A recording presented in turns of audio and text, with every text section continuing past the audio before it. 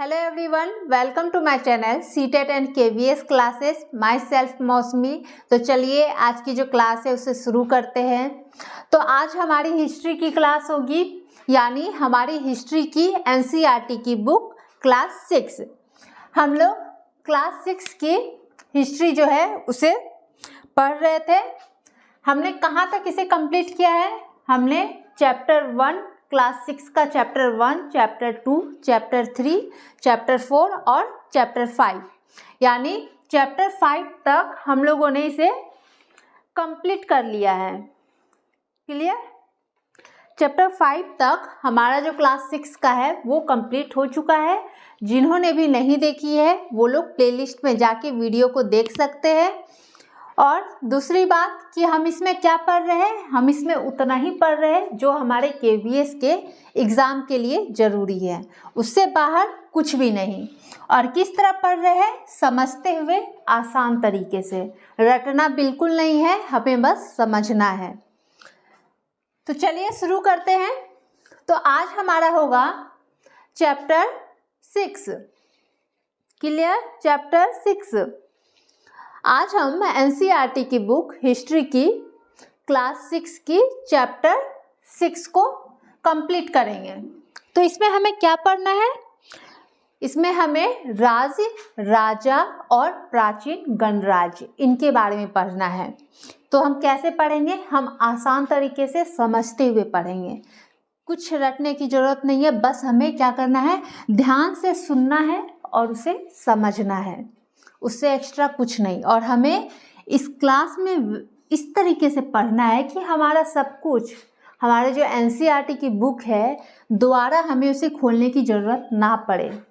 यहाँ पे ही हमारा वो कंप्लीट हो जाए। दिमाग में सेट होने की बात हो या फिर पूरा क्लियर होने की बात हो, सब कुछ इसी क्लास में हो जाना चाहिए। दोबारा आप लोग को मेहनत करने की ज़रूरत तो बिल्कुल भी नहीं है। इसलिए आप लोग जब भी क्लास देखिएगा तो माइंड सेट करके देखिएगा कि इसी क्लास में हमें कंप्लीट कर लेना है। एक्स्ट्रा टाइम हमें किसी और चीज़ में फिर इसके लिए नहीं देना है। क्लियर? तो चलिए शुरू करते हैं।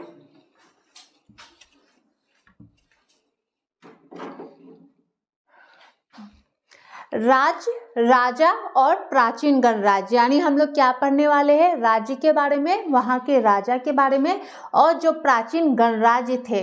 ठीक है? यानी कि जो पुराना, प्राचीन मतलब क्या होता है? पुराना।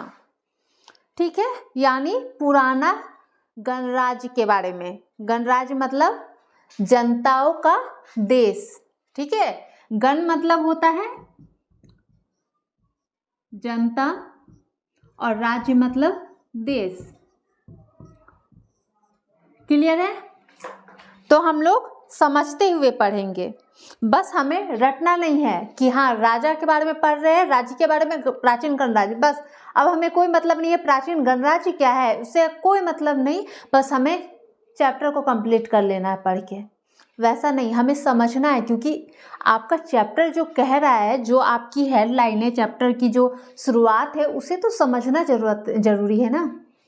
आप लोग उसे समझ जाओगे तभी ना पूरा चैप्टर आप लोग को समझने में आसानी होगी। तो चलिए, सबसे पहले राज्य क्या है?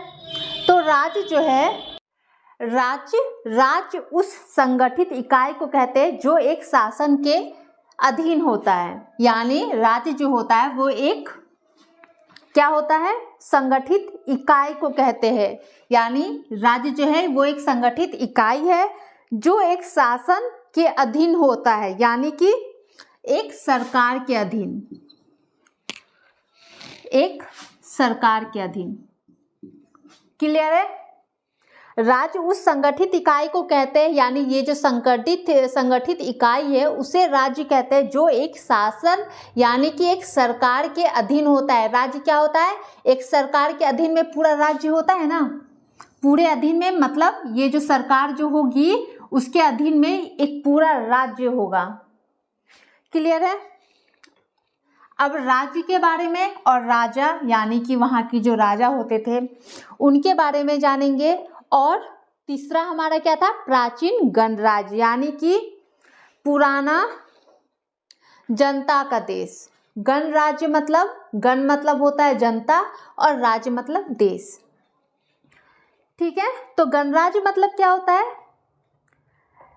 एक ऐसा देश जहां के शासन तंत्र में सैद्धांतिक रूप से देश का सर्वोच्च पद पर आम जनता में से कोई भी व्यक्ति पदासीन हो सकता है। क्लियर है? यानी कि एक ऐसा देश जहां के शासन तंत्र में सैद्धांतिक रूप से देश का जो सर्वोच्च पद होता है उस पे जनता में से कोई भी पदासीन हो सकता है, यानी उस स्थान को ग्रहण कर सकता है। ठीक है, अब इस तरह के जो शासन तंत्र होते हैं उनको क्या कहते हैं? उनको गणतंत्र कहते हैं। उनको क्या कहते हैं? गणतंत्र। ठीक है, गणतंत्र मतलब गण मतलब होता है पूरी जनता। क्लियर? गण मतलब पूरी जनता और तंत्र मतलब प्रणाली। ठीक है, तंत्र मतलब होता है प्रणाली, यानी जनता द्वारा नियंत्रित प्रणाली। मतलब क्या हुआ? जनता द्वारा नियंत्रित प्रणाली, यानी कि ये जनता के द्वारा ही नियंत्रित होती है। क्लियर है? फिर से एक बार समझते हैं। गणराज्य मतलब क्या होता है? एक ऐसा देश जहां के शासन तंत्र में सैद्धांतिक रूप से देश का सर्वोच्च पद पर, यानी देश का जो सर्वोच्च पद होता है उस पे आम जनता में से कोई भी व्यक्ति आम जनता जो होती है उसमें से कोई भी व्यक्ति उस स्थान को ग्रहण कर सकता है, यानी उस स्थान को ले सकता है। ठीक है, तो इस तरह का जो प्रणाली होता है, यानी कि जनता में से कोई भी उस स्थान पर स्थापित हो सकता है, तो उस तरह का जो तंत्र होता है उसे क्या कहते हैं? उस तंत्र को हम लोग कहते हैं, उस तरह के शासन तंत्र को हम लोग गणतंत्र कहते हैं। अब गणतंत्र मतलब क्या होता है? पूरी जनता। गण मतलब पूरी जनता, तंत्र मतलब प्रणाली, मतलब जनता द्वारा नियंत्रित प्रणाली, यानी जो जनता के द्वारा नियंत्रित की जाती है, यानी उसके हाथ में रहता है कि वह उस स्थान पे किसे पदासीन करे, यानी किसे बिठाए। ठीक है, ये जनता के ऊपर डिपेंड रहती है कि किसे वो उस स्थान पे बिठाना चाहते हैं, जनता के हाथों में होती है। क्लियर है? तो हमें क्या क्या पढ़ना है? राज्य के बारे में, राजा और प्राचीन गणराज्य। इसे अब आप लोग आसानी से समझ गए हैं। तो चलिए अब आगे बढ़ते हैं। तो सबसे पहले क्या है हमारा? सबसे पहले है कि अश्वमेध यज्ञ क्या है। अब अश्वमेध यज्ञ क्या है? इसमें एक घोड़े को राजा के लोगों की देखरेख में स्वतंत्र विचरण के लिए छोड़ दिया जाता था। क्या किया जाता था? एक घोड़ा होता था जिसके राजा के जो लोग होते थे उसके देखरेख में उसको स्वतंत्र छोड़ दिया जाता था। क्लियर? यदि इस घोड़े को दूसरे राजा ने रोका तो उसे अश्वमेध यज्ञ करने वाले राजा से लड़ाई लड़नी पड़ती थी। यानी एक घोड़ा होता था जिसे क्या किया जाता था? इस यज्ञ के दौरान लोगों के देखरेख में, मतलब उसी राजा के लोग होते थे, उसी की देखरेख में क्या किया जाता था? स्वतंत्र छोड़ दिया जाता था। यदि इस घोड़े को कोई दूसरे राजा रोका तो उसे अश्वमेध यज्ञ करने वाले जो राजा होते थे उससे लड़ाई लड़नी होगी। ठीक है, जो भी उस घोड़े को रोकता था उससे, जो यज्ञ कर रहे राजा, उससे लड़ाई लड़नी पड़ती थी। क्लियर है? क्या है? जब भी अश्वमेध यज्ञ का बात आता है तो घोड़ा याद कीजिए। यानी राजा क्या करते थे? एक घोड़े को खुले छोड़ देते थे। ठीक है, कोई इसमें लगान नहीं, बस उसे खुला छोड़ दिए और उसकी देखरेख के लिए उसके पीछे आदमी लगा देते थे कि वो घोड़ा कहाँ कहाँ जा रहा है, किधर जा रहा है, वो उसके बस देखना है। और उस घोड़े को अगर कोई भी राजा रोक देता है तब क्या करता था? जो राजा रोकता था उसे, जो यज्ञ करा रहे राजा जिनका वो घोड़ा था, उससे लड़ाई लड़नी पड़ती थी। क्लियर? नेक्स्ट है राजा के सारथी का कार्य। अब इसमें हम क्या पढ़ेंगे, जो राजा थे यानी किसी भी राज्य के हो राजा जो थे, उनके सारथी का क्या कार्य होता था, मतलब जो उसके साथ रहते थे, सारथी जो रहते थे, उनका क्या कार्य होता था। तो युद्ध के क्षेत्र में राजा का सारथी ही उसका सहचर होता था, यानी जब युद्ध का क्षेत्र होता था उसमें जो राजा का सारथी होता था वही उसका सहचर होता था। यज्ञ के अवसर पर वह राजा के विजय तथा अन्य गुणों का गान करता था। ठीक है, यानी युद्ध के क्षेत्र में क्या होता था, राजा का सारथी जो होता था उसका सहचर होता था, और यज्ञ के अवसर पे जब यज्ञ करवाई जाती थी यानी जब घोड़े को छोड़ा जाता था उस समय यज्ञ के अवसर पर वह राजा के विजय यानी किन किन चीज़ों पे उन्होंने विजय प्राप्त किया है, उनके क्या क्या गुण है, वो कितने दयालु है, कितने दानवान है, या फिर उन्होंने कितने जगह को युद्ध के द्वारा पराजित किया है, हराया है, और कितने जगहों को अपने नाम किया है, इन सभी चीज़ों का जब बखान होता था वो कौन करता था, वो उनका सारथी करता था। क्लियर। अश्वमेध यज्ञ, एक घोड़े को छोड़ दिया जाता था खुले मैदान में बिना किसी लगान के कि जिधर जाना है जाओ, उसके पीछे बस कुछ आदमी को वो लगा देते थे। अब उन आदमी का काम यही था कि घोड़ा कहाँ जा रहा है उसे देखे, और अगर कोई राजा उसे रोकता है तो वो सूचना कहाँ देते थे, उस राजा को जो यज्ञ करा रहे हैं, और वो राजा से उन्हें युद्ध लड़ना पड़ता था। ठीक है, राजा का जो सारथी होता था उसका क्या काम होता था, वो सारथी जो होता है वो उसका सहचर का काम करता था, यानी कि युद्ध में यज्ञ के समय वो राजा के जितने भी गुण हैं, जितने भी विजय हैं, जिन जिन युद्धों में उन्होंने विजय प्राप्त किया, जितने भी गुण हैं उनके अंदर, उन सभी का गान करता था, यानी सभी को बताता था। ठीक है, कि मेरे राजा जो है इतने महान है, ऐसे ऐसे काम किए, इतने इतने राज्यों को उन्होंने लड़ाई द्वारा जीता है। क्लियर यहाँ तक। अब है उत्तर वैदिक ग्रंथ किसे कहा जाता है। आप लोग को सिर्फ सुनना है, ध्यान से सुनना है, आप लोग के दिमाग में सेट होना इसी क्लास में है।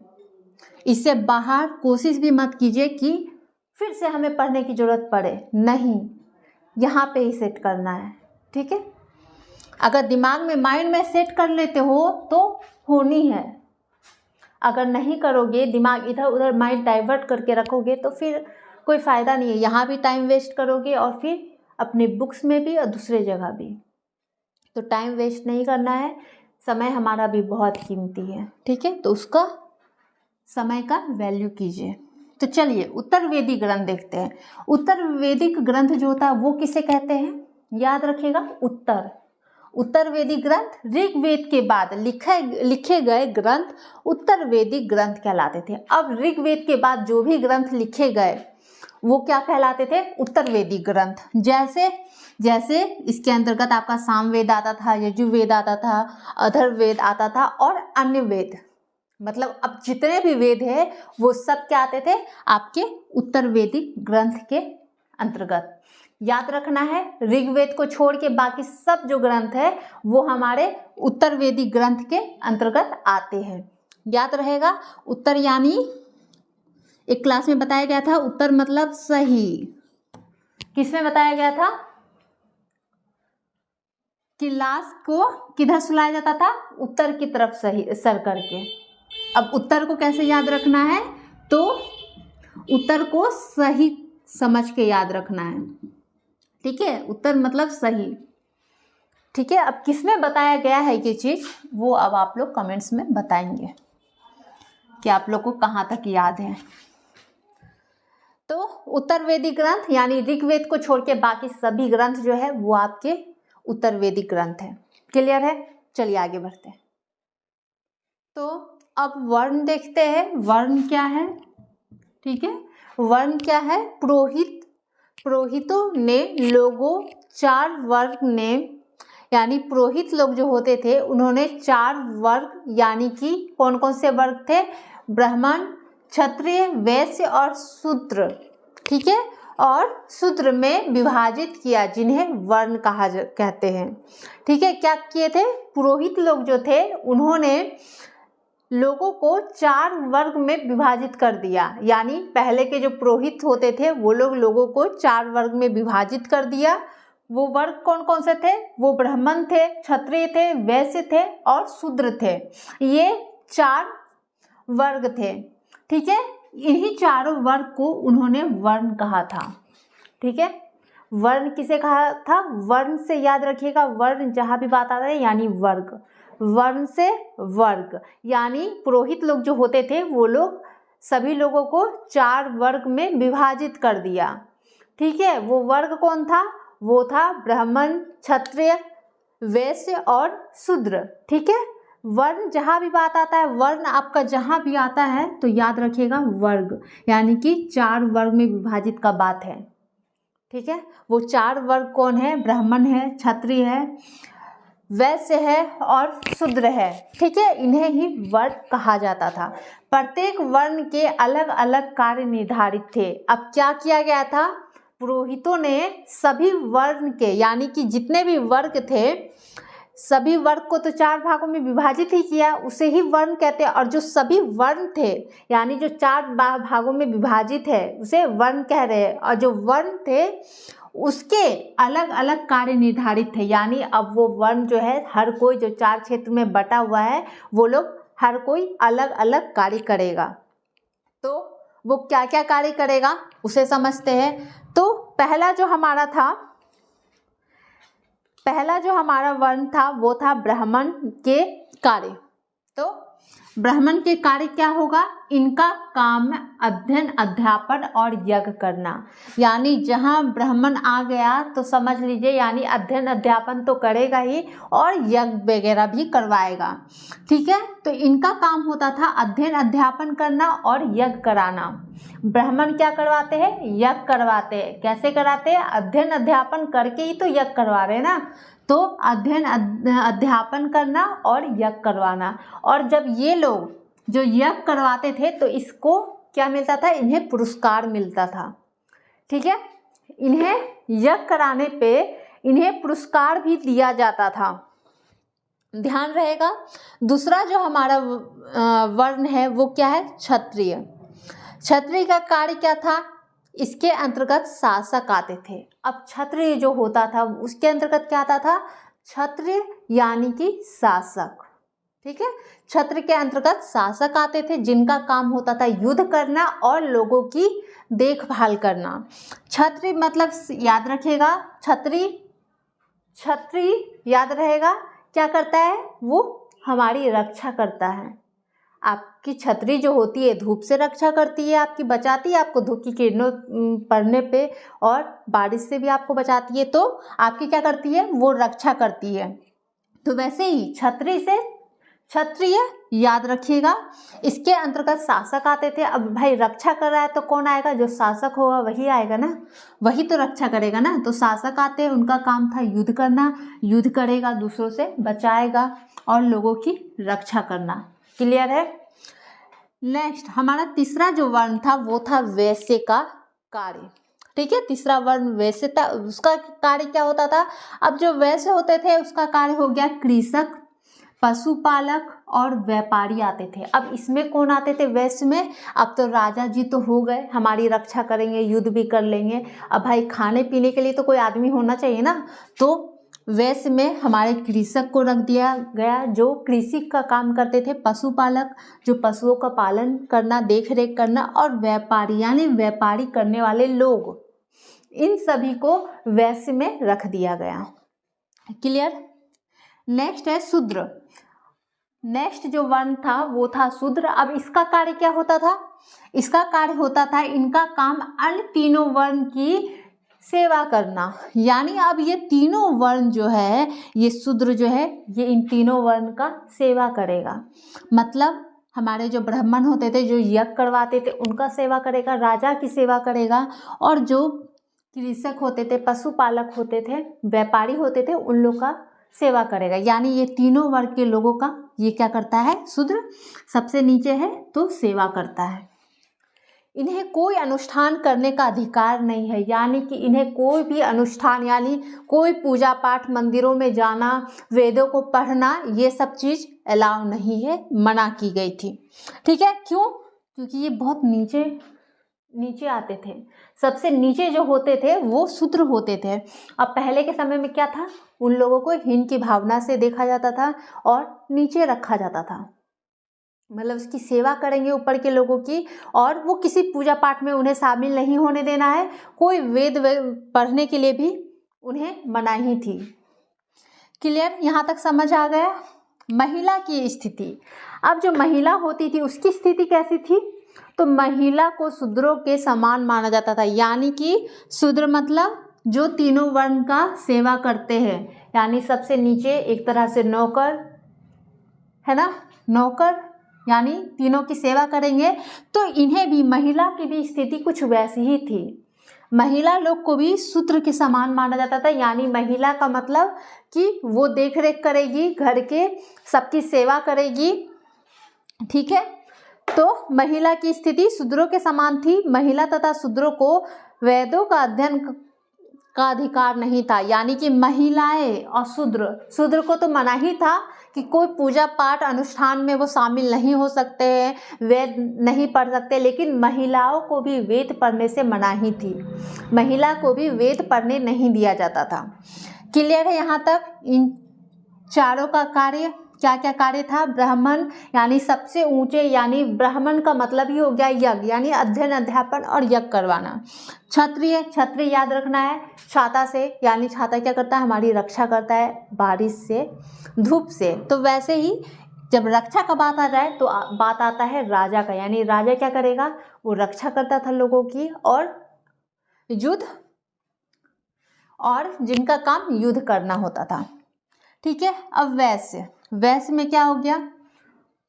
कृषक आ गए, पशुपालक आ गए, और व्यापारी आ जाते थे। शूद्र, सबसे छोटा नाम शूद्र, और सबसे नीचे, पद में सबसे नीचे और नाम में भी सबसे छोटा, यानी कि वो तीनों जो वर्ग है उन तीनों का क्या करेंगे? सेवा का काम करेंगे। क्लियर हो गया? अब ये जो वर्ण है ये किस आधार पर विभाजित किया गया था? तो सभी वर्ण को, वर्ण का निर्धारण अन्य जन्म के आधार पर होता है, यानी जो सभी वर्ण होते थे उनका निर्धारण जो होता था वो जन्म के आधार पर होता था। जैसे ब्राह्मण माता पिता की संतान ब्राह्मण ही होती थी। जैसे अगर ब्राह्मण माता पिता है उसकी संतान क्या होगा? ब्राह्मण ही होगा। ठीक है, तो यानी एक टैग लग गया कि ब्राह्मण का पुत्र या पुत्र है तो वो भी होगा ब्राह्मण। ठीक है, वो भी हो गया ब्राह्मण। क्लियर है? चलिए आगे देखते हैं। चलिए जनपद के बारे में जान लेते हैं, थोड़ा सा हम जनपद के बारे में जान लेते हैं। जनपद का शाब्दिक अर्थ क्या होता है? जनपद मतलब, जन मतलब तो जानते ही हैं, जन में बसने की जगह। क्लियर? जन के बसने की जगह, यानी लोगों के, मतलब क्या हुआ? लोगों के।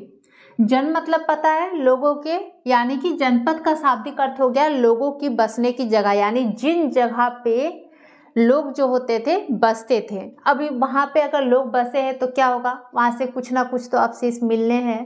पहले के लोग जहाँ भी बसे हैं वहाँ से कुछ ना कुछ तो उनके अवशेष मिले ही है।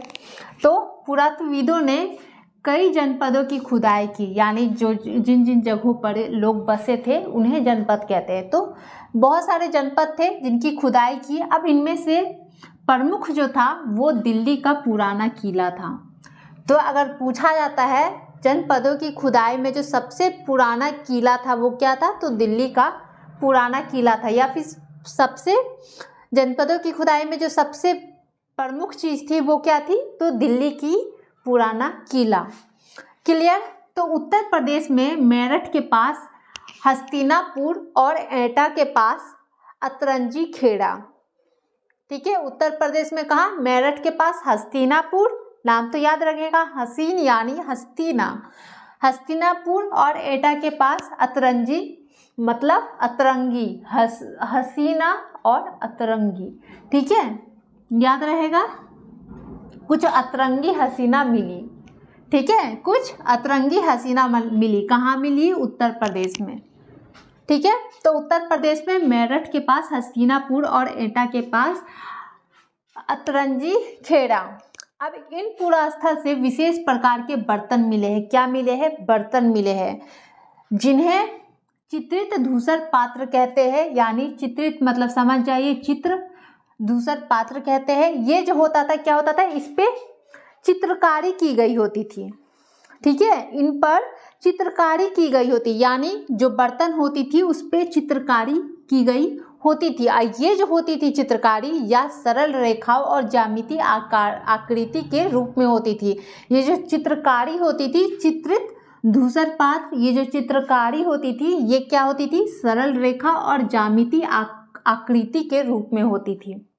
जहां आपका सरल रेखा आ जाए, बर्तन तो मिले हैं, कौन से? चित्रित धूसर, यानी कि उसमें चित्र बना हुआ, ठीक है। धूसर पात्र कैसा होता था? सरल रेखा और ज्यामितीय आकृति के रूप में होती थी, मतलब एक सरल रेखा की तरफ बनी होती थी और ज्यामिति की आकृति के रूप में उसमें बनी होती थी। क्लियर है?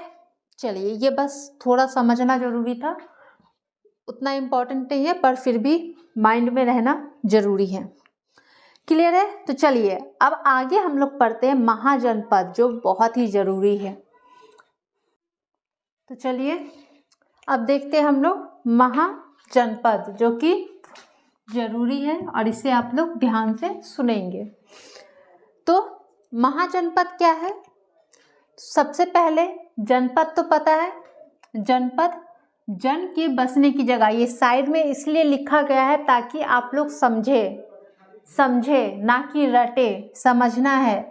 जनपद मतलब जन के बसने की जगह, जन मतलब होता है लोग, यानी लोगों की बसने की जगह को जनपद कहते हैं। अब यहाँ पे क्या आ गया? महाजनपद। यहाँ पे क्या आ गया? महाजनपद। जनपद में मतलब तो पता है, लोगों की बसने की जगह होती है जनपद। महा यानी कि बड़ा, कुछ अलग, यानी करीब 2500 साल पहले कुछ जनपद अधिक महत्वपूर्ण हो गए थे। महाजनपद कैसे आ गया? 2500 साल पहले क्या हुआ था? कुछ जनपद जो थे, यानी कि कुछ लोगों की जो बसने की जगह जो होती थी वो कुछ अधिक महत्वपूर्ण हो गया था, महत्वपूर्ण हो गए, इन्हें महाजनपद कहा गया। यानी जो जगह जो होती थी वो बहुत महत्वपूर्ण हो गए, उन्हें ही महाजनपद कहा जाता था। कब? 2500 साल पहले कुछ जनपद अधिक महत्वपूर्ण हो गए, इन्हें क्या कहा गया? महाजनपद। क्लियर है? जो जनपद महत्वपूर्ण हो गए उन्हें महाजनपद कहा गया। और जनपद क्या है? लोगों की बसने की जगह को जनपद कहा जाता था, ठीक है। जन मतलब ही समझिए, जन का मतलब क्या होता है? जन यानी लोग, ठीक है। तो महाजनपद क्या हो गया?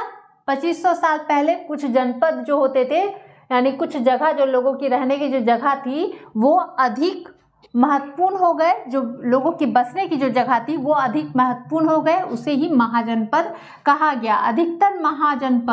अधिकतर महाजनपद की एक राजधानी होती थी। यानी महत्वपूर्ण क्यों हो गए? उसके भी कुछ कारण होंगे ना। तो क्या थे? एक राजधानी होती थी, यानी अधिकतर महाजनपद जो होते थे उसकी एक राजधानी होती थी। अन्य राजा के आक्रमण से सुरक्षा के लिए किलेबंदी की गई। यानी अब अधिकतर महाजनपद की क्या हो गई? एक राजधानी हो गई और अन्य राजा के आक्रमण से सुरक्षा के लिए किलेबंदी की गई। अब भाई किलाबंदी क्या है?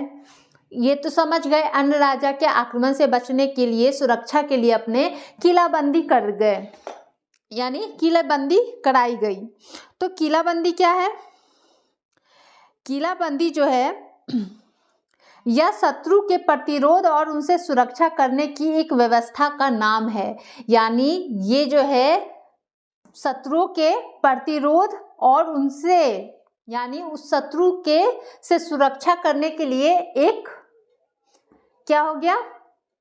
एक व्यवस्था का नाम है। इसके अंतर्गत क्या होता था? इसके अंतर्गत सभी सैनिक और सैनिक निर्माण और जो भी उपकरण जो भी अपने बचाव के लिए उपयोग में लाते थे, अपने बचाव के लिए क्या करते थे, उपयोग में लाते थे, ठीक है, उसे क्या किया गया, वर्तमान समय में किलेबंदी के अंतर्गत आ गई। ठीक है, यानी इसमें जो भी होते थे राजा, सिपाही, ठीक है, 1 मिनट, मतलब इसमें जो सैनिक होते थे यानी सैनिक के द्वारा निर्माण की गई या फिर कोई भी उपकरण, ये किलेबंदी, कोई भी उपकरण जो भी इसमें यूज होता था अपनी सुरक्षा के लिए, इसमें सुरक्षा के लिए यूज होता था, ना कि आक्रमण के लिए, खुद की सुरक्षा के लिए यूज होता था। ठीक है, तो वो होती थी हमारी किलेबंदी। क्लियर है, क्लियर है। जैसे ऊंची दीवारें बना लेना, बहुत सारे औजार को रखना ताकि दूसरों के आक्रमण से बचाया जा सके, अपनी सुरक्षा की जा सके। क्लियर है। चलिए, महाजनपद में राजाओं का सेना के प्रति क्या दृष्टिकोण था। अब महाजनपद में, अब जब महाजनपद आ ही गया तब उसमें उस समय राजा की सेना के प्रति जो एक दृष्टिकोण थी, अब उसमें क्या बदलाव हुआ। तो क्या था उस समय, अब राजा अस्थाई सेना रखने लगे। ठीक है, अब राजा क्या करने लगे, अस्थाई सेना रखना शुरू कर दिए। क्लियर, यानी एक नियमित सेना रखने लगे, जिससे क्या करते थे, वो अपनी सेना में भर्ती करते थे नियमित रूप से, यानी कि एक परमानेंट उनका फिक्स हो गया कि इसे भर्ती किया गया इस सेना को, और उसे क्या करने लगे, नियमित वेतन भी दिया जाता था, उन्हें नियमित वेतन भी दिया जाता था। क्लियर है, तो याद रहेगा महाजनपद के समय सेना के प्रति जो दृष्टिकोण था वो क्या बदलाया, अस्थायी सेना अब रखने लगे, यानी एक नियमित सेना उन्होंने फिक्स कर दी कि ये सेना जो है हमारे फिक्स है। ठीक है, यानी कि एक पेशेवर सेना होते थे, ठीक है, जो पहले से ट्रेंड है, जिन्हें सिखाया गया है, ठीक है, वो सब आते थे इसमें रखने लगे और सिपाहियों को नियमित वेतन देने लगे। यानी अब क्या हुआ, ठीक है, तो वो सिपाही को क्या करने लगे, नियमित वेतन देने लगे, यानी कि एक वेतन उनका फिक्स कर दिया गया कि नियमित आपको इस समय में उतनी वेतन आपको दे दी जाएगी। क्लियर है, ये सब कब हुआ था, महाजनपद के समय में। महाजनपद के राजाओं द्वारा लगाए गए नियमित कर, अब जो कर लगाए थे महाजनपदों ने, राजा ने क्या किए थे, नियमित लगाए गए जो नियमित कर थे, यानी हर चीज पे टैक्स वसूलना। ठीक है, वो नियमित कर किन पे लगाए थे, फसलों पर लगाए गए नियमित कर, यानी फसल पे। अब जो भी किसान फसल उगा रहा है तो उसमें एक कर लगा दिया गया। ठीक है, कारीगरों के श्रम पे, यानी जो भी कारीगर जो भी मेहनत कर रहे, जो भी काम कर रहे हैं उन पे कर लगाया गया। पशुपालकों पर, जो भी पशुपालक से रिलेटेड पालना, बेचना, खरीदना, ये सब पालना, उसे उसका उत्पादन, ठीक है, इन सभी चीज़ों पे कर लगा दिया गया। व्यापारी पर सामान खरीदने और बेचने पर कर, यानी अब व्यापारी क्या सामान खरीद रहा है, बेच रहा है, उस पे भी कर इन्होंने लगा दिया। तब याद रहेगा, फसलों पर लगाए थे कर, पशुपालक पे कर लगा दिए, कारीगर अब जो श्रम करेगा यानी काम कर रहा है उस पे भी कर लगा दिए गए, और व्यापारी लोगों पर सामान खरीद रहे, बेच रहे, उस पे भी कर लगा दिया गया। क्लियर है, सिर्फ समझना है हमें। अब आखेटक और संग्राहक जो थे किस प्रकार के कर चुकाते थे। अब जो लोग आखेटक और संग्राहक लोग जो होते थे वो लोग कैसे कर जो है चुकाते थे, आखेटक और संग्राहक,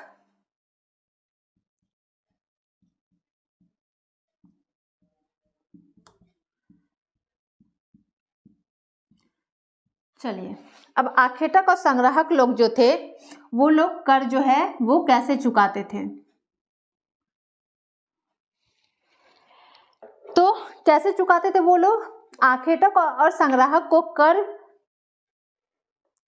के रूप में जंगल से प्राप्त वस्तु देनी पड़ती थी। अब ये लोग क्या करते थे, आखेटक संग्राहक लोग, जो भी चीज यानी जंगल से प्राप्त वस्तुएं दें, मतलब इन लोगों को जो भी जंगल से प्राप्त वस्तु, यानी अब ये लोग क्या करते थे, आखेटक और संग्राहक, ये लोग जंगल से जो भी चीजें इन्हें प्राप्त होती थी, जो भी वस्तु इन्हें प्राप्त होती थी, वो लोग क्या करते थे, उस रूप से वो लोग कर चुकाते थे। क्लियर है। अब इस युग में कृषि के क्षेत्र में क्या परिवर्तन आए। अब कृषि का जो क्षेत्र था उसमें क्या परिवर्तन आया है, तो पहला परिवर्तन जो था वो हल के फाल लोहे के बनने लगे, यानी हल का जो फाल होता था, ये जो होता था, हल देखे हो ना आप लोग ऐसे बनी हुई, अब इसके जो ये फाल होते थे ये क्या बनने लगे, ये लोहे के बनने लगे। ठीक है, लोहे के बनने लगे। और दूसरा जो कारण था, यानी कि दूसरा परिवर्तन, धान के पौधे का रोपण शुरू हो गया। धान के पौधे का रोपण, धान रोपण शुरू हो गया। ठीक है, इस समय में क्या क्या हुआ, इस युग में कृषि के क्षेत्र में परिवर्तन आए, यानी महाजनपद के समय में कृषि के क्षेत्र में परिवर्तन आए। क्या, एक हल के जो फाल होते थे ये लोहे के बनने लगे, और दूसरा धान रोपण जो है वो शुरू हो गया, यानी अब धान का खेती शुरू हो चुका था, धान रोपना शुरू हो चुका था। क्लियर है। चलिए इसे थोड़ा देख लेते हैं। गंगा और सोन नदी, गंगा और सोन नदी मगध से होकर बहती थी। कहाँ से, गंगा और सोन नदी जो होती थी वो मगध से होकर बहती थी, यह मगध के लिए महत्वपूर्ण थी। गंगा और सोन नदी मगध से बहती थी और ये मगध के लिए महत्वपूर्ण थी। क्यों महत्वपूर्ण थी, अगर कोई नदी कहीं से होते हुए बह रही है तो क्या होती है, वो नदी वहाँ के लिए बहुत महत्वपूर्ण हो जाती है। किस लिए हो जाती है, क्योंकि वहाँ यातायात के लिए हो जाती है, जल वितरण के लिए महत्वपूर्ण हो जाती है, और जमीन उपजाऊ बनाने के लिए। ठीक है, गंगा और सोन नदी मगध से होकर बहती है, यह मगध के लिए महत्वपूर्ण थी। क्या क्या कारण था मगध के लिए, क्यों महत्वपूर्ण था गंगा और सोन नदी, यातायात का सुविधा। ठीक है, यातायात के लिए, जल वितरण के लिए, और उपजाऊ जमीन बनाने के लिए। ठीक है, तो नेक्स्ट है हमारा मगध महाजनपद के प्रमुख शासक। अब मगध महाजनपद जो थे, उतने देर से हम लोग महाजनपद पढ़े जा रहे थे। ठीक है, तो मगध महाजनपद, यानी महाजनपद मतलब महा मतलब बड़ा, जनपद यानी देश। ठीक है, महाजनपद के प्रमुख शासक कौन थे, तो बिंबिसार, अजातशत्रु और फिर महापद्मनंद। याद रहेगा पहले कौन थे, बिंबिसार, फिर अजातशत्रु हुए, फिर महापद्मनंद। चलिए नेक्स्ट देखिए, मगध महाजनपद की राजधानी क्या थी। अब इसे याद रखना है, मगध महाजनपद जो था उसकी राजधानी क्या थी, तो बिहार का राजगृह जो आधुनिक राजगीर में है, और कई सालों तक वही रहा, बिहार के जो राजगृह था वही रहा राजधानी। लेकिन बाद में क्या हो गया, बाद में पाटलिपुत्र जो आधुनिक पटना, ठीक है, जो अभी पटना है, यानी बाद में पाटलिपुत्र को राजधानी बना दिया गया। मगध महाजनपद की जो राजधानी थी, पहले बिहार में राजगृह थी जो आधुनिक राजगीर के नाम से जाना जाता है, राजगृह थी।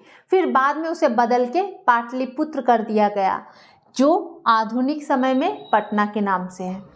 क्लियर है यहाँ तक। चलिए अब देख लीजिए, सिकंदर जो है वो मैसिडोनिया का राजा था। कहाँ का राजा था, मैसिडोनिया का राजा था। सिकंदर कहाँ का राजा था, मैसिडोनिया का। याद रहेगा, सिकंदर मैसिडोनिया का राजा था। वजीज महाजनपद, अब वजीज महाजनपद जो थी इसकी राजधानी क्या थी, तो इसकी राजधानी वैशाली यानी बिहार में, ठीक है, वैशाली थी। अब वजीज है क्या, तो वजीज जो है ये प्राचीन भारत के 16 महाजनपदों में से एक था। वजीज क्या था, ये जो 16 महाजनपद थे उनमें से एक जो था वो वजीज था। ठीक है, इसकी राजधानी क्या थी, वजीज की राजधानी वैशाली, याद रहेगा, वजीज वो से वैशाली। क्लियर है। अब नेक्स्ट है वजीज महाजनपद में अलग किस्म की शासन व्यवस्था थी। वजीज महाजनपद में क्या था? अलग किस्म का शासन व्यवस्था। किस प्रकार का? जिसे गण या संघ कहते थे। वजीज महाजनपद में अलग किस्म के शासन व्यवस्था थी जिसे गण या संघ कहा जाता था। जब आ जाए वजीज महाजनपद का बात, तब याद आ जाए, मतलब याद कर लीजिएगा क्या कि इसमें एक अलग व्यवस्था है। किस तरह की व्यवस्था है? इसमें गण और संघ की व्यवस्था आ जाती है।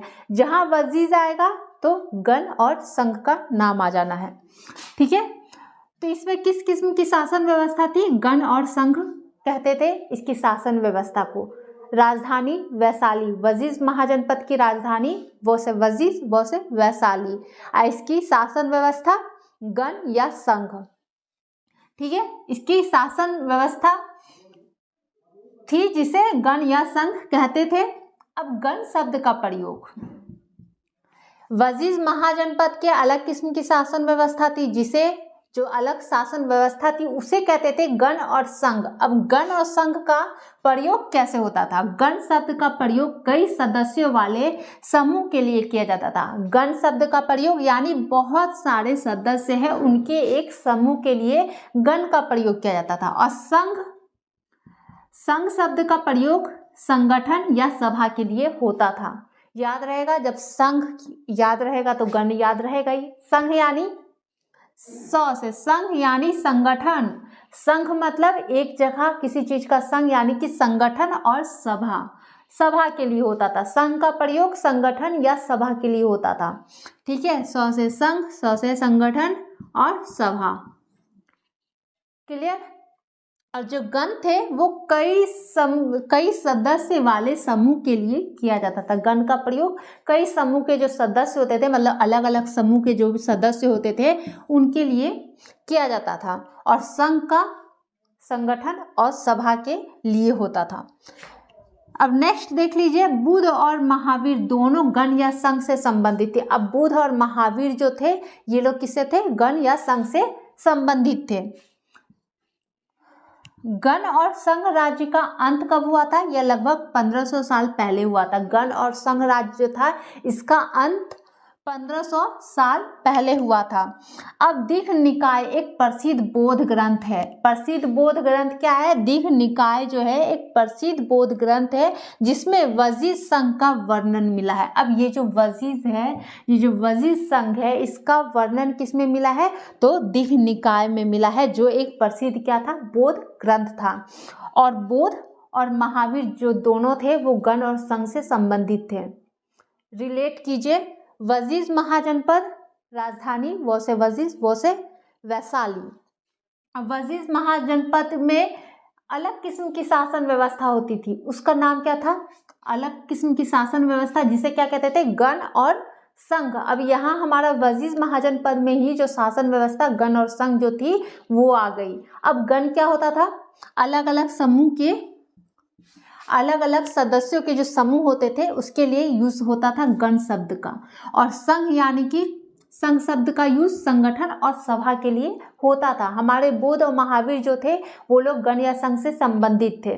ठीक है। अब ये जो वजीज जो है, वजीज संघ का वर्णन किसमें हमें मिला था? तो दीघ निकाय एक प्रसिद्ध बौद्ध ग्रंथ में। वजीज संघ का वर्णन कहाँ मिला? दीघ निकाय एक प्रसिद्ध बौद्ध ग्रंथ था। दीघ निकाय जो है एक बौद्ध ग्रंथ है प्रसिद्ध, उसी में हमें मिला है वजीज संघ का वर्णन। क्लियर है। वजीज संघ का वर्णन दीघ निकाय जो एक बौद्ध ग्रंथ है, प्रसिद्ध बौद्ध ग्रंथ है, उसमें हमें वजीज संघ के बारे में मिला है। वो से वजीज, वो से याद रखिएगा बौद्ध। ठीक है। बौद्ध दीघ निकाय प्रसिद्ध ग्रंथ है। यहाँ तक क्लियर है? एकदम क्लियर। वजीज जहाँ बात आता है वैशाली राजधानी, फिर जहाँ वजीज महाजनपद का बात आता है वहाँ की शासन व्यवस्था को क्या कहते थे? गण और संघ की। गण क्या है? गण यानी कि गण मतलब कई सदस्यों के समूह के लिए क्या जाता था, कई सदस्य जो होते थे उसका एक समूह होता था, उसके लिए गण का प्रयोग होता था और संघ का प्रयोग होता था। संगठन और सभा के लिए होता था, यानी 100 से संगठन 100 से सभा, क्लियर, 100 से संघ, संगठन और सभा। अब बुध और महावीर ये लोग भी गण और संघ से संबंधित थे। बुध और महावीर जहाँ आता है गण और संघ से संबंधित थे। अब जो वजीर संघ है इसका वर्णन हमें किस में मिला था, तो दीघ निकाय, वो क्या था, एक बौद्ध ग्रंथ था। क्लियर। चलिए अब एक लास्ट पॉइंट, लगभग 2500 साल पहले एथेंस के लोगों ने एक शासन व्यवस्था की स्थापना की जिसे प्रजातंत्र या गणतंत्र कहा जाता था। अब गणतंत्र मतलब पूरी जनता, गणतंत्र मतलब बताया गया है, गण मतलब क्या होता है, पूरी जनता, और तंत्र मतलब प्रणाली। ठीक है, मतलब क्या हो गया है, जनता द्वारा नियंत्रित प्रणाली, यानी अब जनता के हाथों में नियंत्रण है। ठीक है, जनता के हाथों में अब इसका नियंत्रण सौंप दिया गया। तो ये कब हुआ था, 2500 साल पहले एथेंस के लोगों ने शासन व्यवस्था की स्थापना की थी। कहाँ के लोगों ने, एथेंस के लोगों ने। ये जो गणतंत्र, प्रजातंत्र और गणतंत्र की जो है शासन प्रणाली, इसकी जो शासन व्यवस्था की स्थापना जो की गई थी वो एथेंस ने की थी, एथेंस ने। क्लियर, याद रहेगा, लगभग 2500 साल पहले एथेंस के लोगों ने 2500 साल पहले एथेंस के लोगों ने एक शासन व्यवस्था की स्थापना की जिसे प्रजातंत्र या गणतंत्र कहते हैं। अब ये होता क्या है, गण मतलब अच्छे से बता दिया गया था, पूरी जनता, तंत्र मतलब प्रणाली, यानी कि मतलब जनता द्वारा नियंत्रित प्रणाली, यानी अब सारा नियंत्रण जनता के हाथों में दे दिया गया। क्लियर है। तो आपका ये क्लास 6 का चैप्टर 6 जो है वो खत्म होता है। 1 मिनट।